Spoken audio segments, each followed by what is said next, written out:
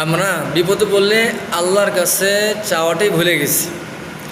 আমরা যে কোনো বিষয়ে আল্লাহর কাছে যে বলা দরকার, আল্লাহর কাছে চাওয়া দরকার, এটা না আমরা ভুলে গেছি। শয়তানে ভুলে দিছে না আমরাই ভুলে গেছি, আল্লাহ ভালো জানে, কিন্তু এটা ভুলে গেছি।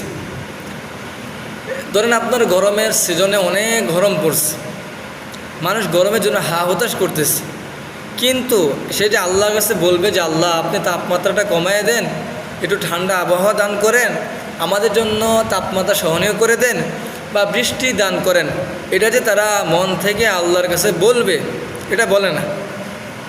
আমি দেখছি বলে না, তা শুধু হা হতাশই করে না, আল্লাহর কাছে চাইবে, চায় না। আল্লাহর কাছে কীভাবে চাইবে? নবী সাল্লাল্লাহু আলাইহি ওয়াসাল্লাম আমাদেরকে যেভাবে চাইতে শিখাইছেন, আল্লাহ যেভাবে বলছেন সেভাবে চাইতে হবে। আল্লাহ বলে নাই ইয়া আইয়ুহাল্লাযীনা আমানুস্তাঈনু বিস-সাবরি ওয়াস-সালাহ। নবী সাল্লাল্লাহু আলাইহি ওয়াসাল্লাম কী করতেন? আল্লাহ রাসূল সাল্লাল্লাহু আলাইহি ওয়াসাল্লাম যে কোনো বিষয়ে আল্লাহর কাছে কীভাবে চাইতেন? তিনি নামাজে দাঁড়ায় যাইতেন, নামাজে দাঁড়ায় হেরা তিনি আল্লাহর কাছে বলতেন, আল্লাহর কাছে চাইতেন এবং ধৈর্য ধারণ করতেন। সত্যি আল্লাহর পাক রব্বুল আলামিন আয়াতে কী বলছেন? যে হে ইমানদারগণ, তোমরা নামাজের মাধ্যমে, ধৈর্যের মাধ্যমে তোমরা আমাদের কাছে চাও, ধৈর্যের মাধ্যমে চাও, নামাজের মাধ্যমে চাও। কিন্তু আমরা আল্লাহর কাছে চাই না, আমরা তো নামাজেই পড়ি না। সত্যি বলতে আমরা কি পড়ি না? নামাজেই পড়ি না। আর ধৈর্য তো আমাদের মধ্যে এখন নাই বললেই চলে, তাড়াহুড়া করি। এই এখন একটা দোয়া করলাম, 5 মিনিট 10 মিনিট একদিনের ভিতরে কবুল হইল না কেন? তারপরে জিজ্ঞাসা করলে আরে ভাই দোয়া তো করছে, আল্লাহ তো কবুল করে না। এই হচ্ছে আমাদের অবস্থা।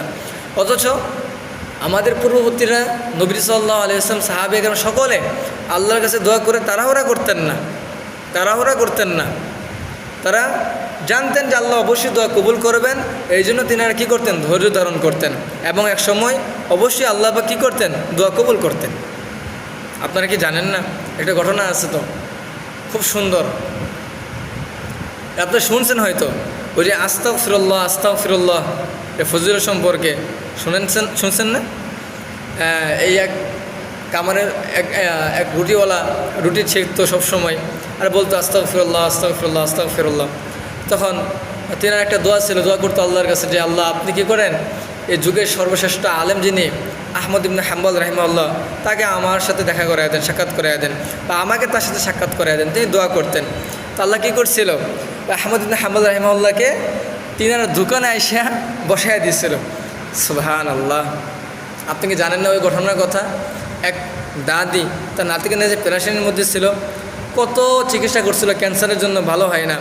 একজন ক্যান্সারের